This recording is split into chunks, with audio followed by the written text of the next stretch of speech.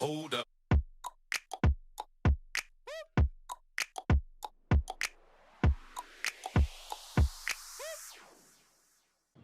I hope you're having a great day. I want to talk again about negative thoughts. I've done a couple of videos on negative thoughts, and I think when it comes to dealing with negative thoughts lead to anxiety. Negative thoughts lead to fear. Negative thoughts lead to negative emotions. And chronic negative emotions are linked with almost every single disease and every part of suffering out there. Suffering. What is suffering? Can there be a life without suffering? Can there be a world without suffering? It is impossible. Suffering has existed from the time of evolution, and it will always exist.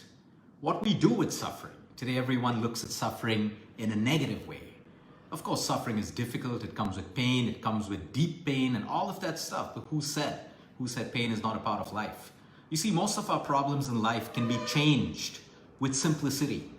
The world offers you complication every single day, or the world is constantly selling you comfort. So much of comfort that when it's uncomfortable or when things don't go your way or move you out of your comfort zone, everything in your world starts to crumble. Because that's how it is. We want comfort. Human desire is comfort. But we also have to understand that our comfort can make us weak, emotionally weak, physically weak, spiritually weak, to face the real problems that exist in the world, which is suffering, which is pain, which is loss, which is possible disease, which is breakups, the loss of love, betrayals, hatred, everything that you see in the world. Yes, the world is rough. It doesn't mean it cannot be beautiful. What I'm trying to say is, how do we look at suffering? How do we look at negative thoughts? That's your first solution. There are no solutions towards getting rid of negative thoughts. There is not a person in this world that does not get a negative thought. I used to think that was possible. About 4 years ago, while I started to get into my practice of meditation and yoga, I worked very closely with yoga teachers across the world. I worked very closely with Vipassana teachers. Most of you would have heard of 10 days of Vipassana. It's intense, silence and intense meditation. Well, I worked with teachers who did 45 days of Vipassana. They taught classes of 45 days. Intense. And yet I've not come across one teacher who is deeply rooted in their practice who says that they don't have negative thoughts. So the first thing is look at negative thoughts as something that happens to everyone. It happens to everyone. A child has a negative thought when they're fearful that what if my mommy and daddy aren't there? Or what if I fall? There are negative thoughts in everyone. So the first thing is to understand that there cannot be a life without negative thoughts. There cannot be a day without negative thoughts. So now that you've accepted that negative thoughts are real and you are not entitled not to have them, you're going to have them. Next step, what do you do? So negative thoughts, it's as simple as this, the most common example. You have a fish bowl and you got two beautiful fish in that fish bowl.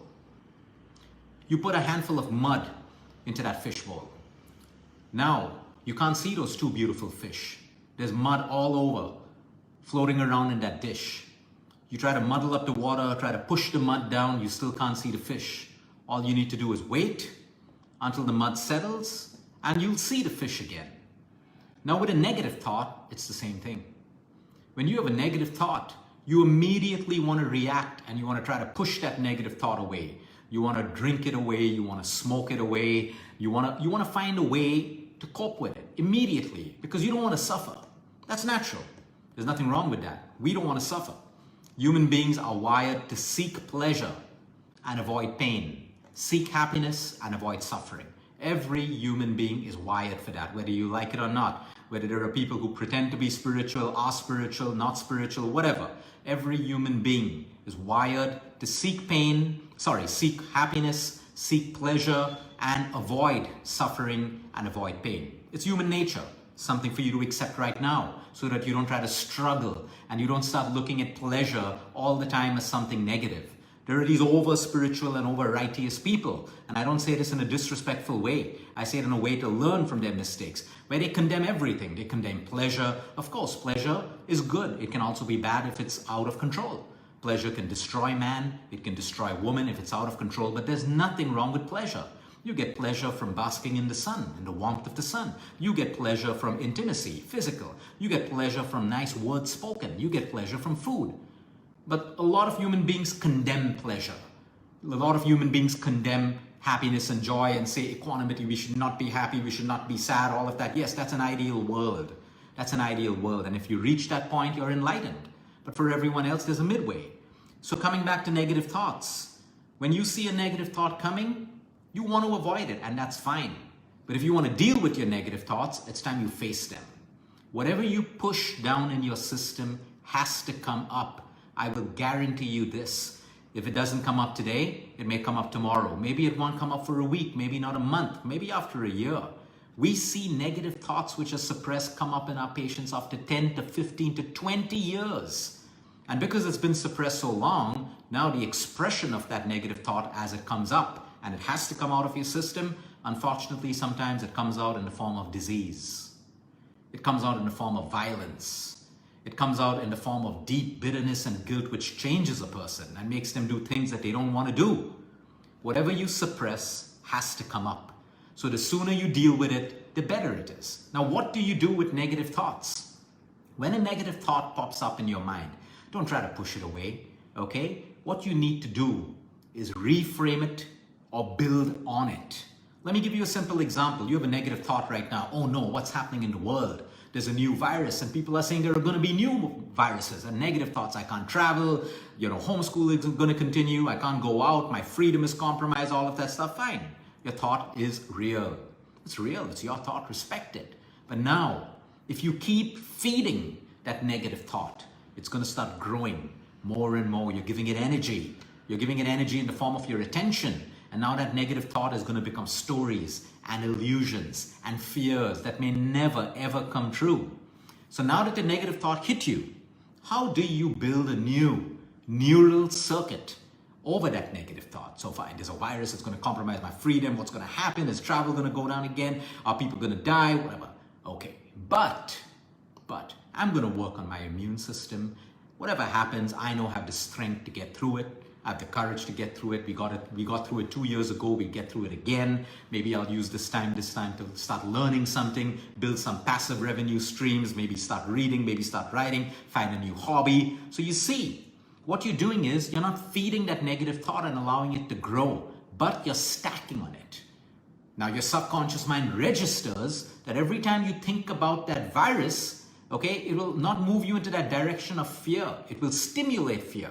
But again, you stack on it the second time it comes. That fine, but I'm building my immune system. Okay, it's going to be work from home. I have more time that I save on travel. How can I use those 2 extra hours? Can I build my health? Can I have a hobby? Whatever it is. Your job is to change the pattern of the negative thought. And only you can do that. You can't meditate this away. You can't chant this away. You can't pray this away. You got to form a new circuit. Because the negative thought is already registered in your subconscious mind. Only you can override it. Only you can override it. Okay, let's take another negative thought, for example. I'm working out so hard and I'm not losing weight and I'm looking ugly or whatever. These are negative thoughts that I genuinely get asked on social media. Luke, I hate myself. I'm fat. I don't think my partner's going to look at me anymore. And then they start thinking more and more and more and more and more about it. In many cases, I just ask them, go to your partner and say, hey, this is how I've become. Do you love me less? Do you accept me less? And you know what? They do that. And all the answers are absolutely not. I didn't even think of it that way.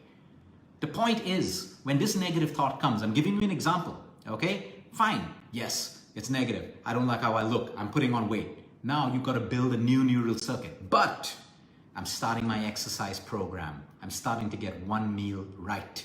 I'm starting to work with myself that I don't have to just be accepted for my weight. Yes, I got to lose the weight.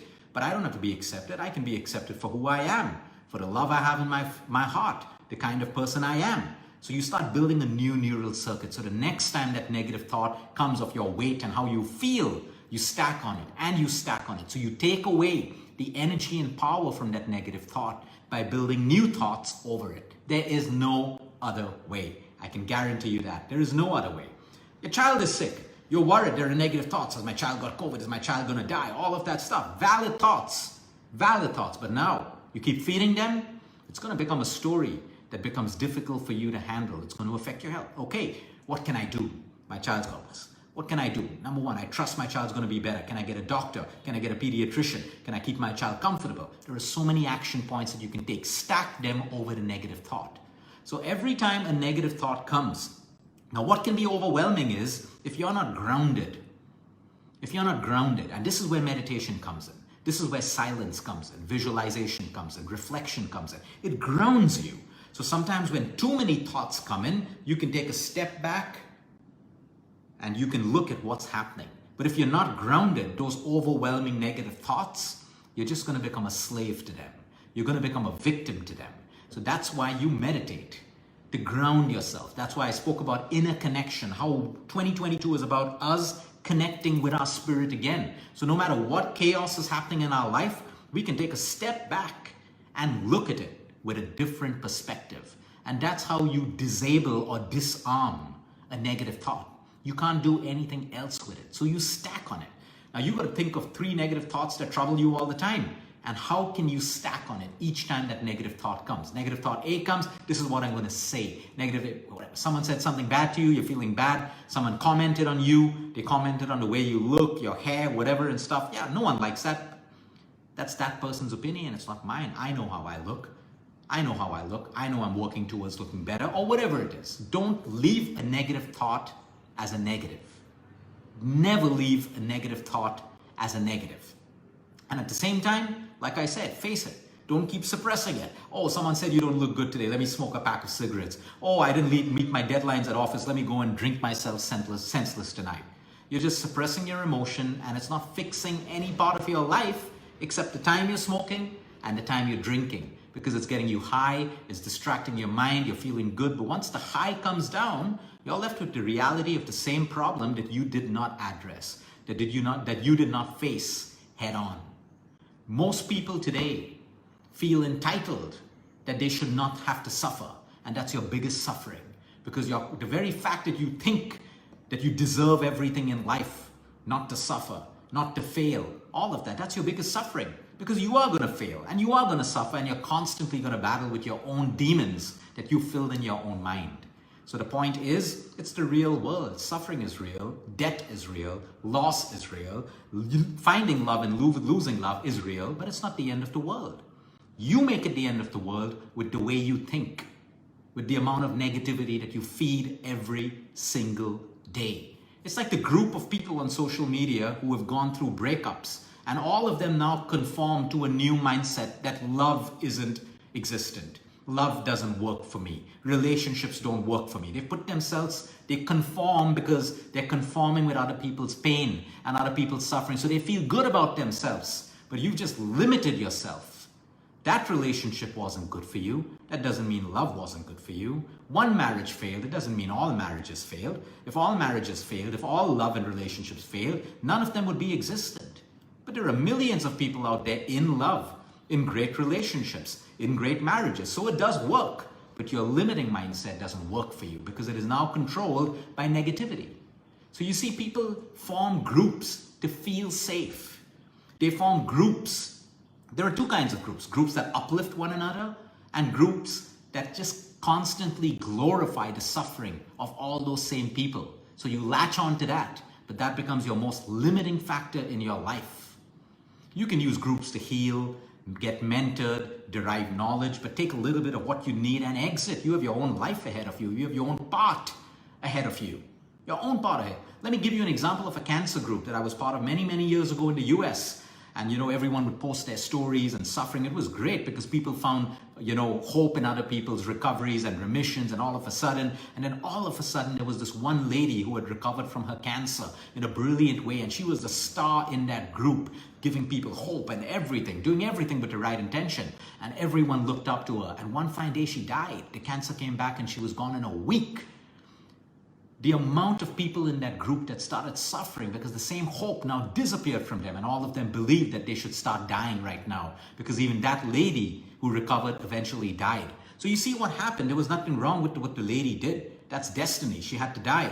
The point is, never become so dependent on things that are outside of you without being first connected to your inner self. So you remain grounded, unwavered with what's happening around you in groups and stuff like that. So coming back to negativity, they say birds of a feather flock together.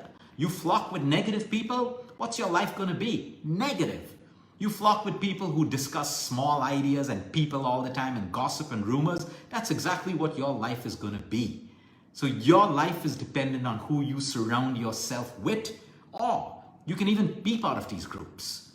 Shallow groups, people who are vibrating at a low frequency, and I don't say this in a disrespectful way, these are just people who are not yet woke. That they still have to awaken to a higher consciousness, to a higher level of living. So we don't put them down. They're not any lesser than we are. Their way of thinking is lesser. My point is, you can still be part of those groups as long as you're grounded, so that they do not influence you and you don't start vibrating at their level. If you're very grounded, you can do that. You can be in any kind of group, but you hold yourself because you're grounded solid. So the most important thing is, when you're negative, are you speaking to people who are also negative? Are you speaking to people that when you speak about your problems, they speak about their problems, and then everyone speaks about problems and no one speaks about solutions, or no one asks direct questions or tells you to suck it up and these are your mistakes and shows you the mirror? Very, very important, because as human beings, we think we're entitled to no suffering. So we only want to hear good things that people say. We only want to hear consolation, and we want to hear people say the right things, and people say all of these things. After a while, your soul starts to knock in your own being, and then you realize what a fake life you lived. I hope you never have to reach that point, and if you have, I hope you use it as a lesson to start forging your own path in life. Only you can deal with your negative thoughts, no one else. And the only way you can deal with your negative thoughts is by facing them up front and building over them. Never let a negative thought remain negative. Oh, I got a pain in my hand right now. Okay, I'm aware of my pain. What can I do to feel better? If I ice it, I'm going to feel better. I've created a new neural circuit. Oh, I got a pain. Oh no, this pain comes every day. Why do I deserve this pain? It happens to me all the time. I'm getting old. Nothing works. You see, the difference between the two ways of thinking was only the way of thinking. And that's exactly what all of us have to practice. So to be aware of the negative thoughts that are coming, you got to be mindful. And that's why I keep saying 2022 is the year for consciousness, awakening, living with awareness, living with mindfulness. Because only when we live mindfully are we aware of what we can do with those negative thoughts. Have a great day, everyone. Until next time, eat smart, move more, sleep right, breathe deep, and remember, you care. It's all about you.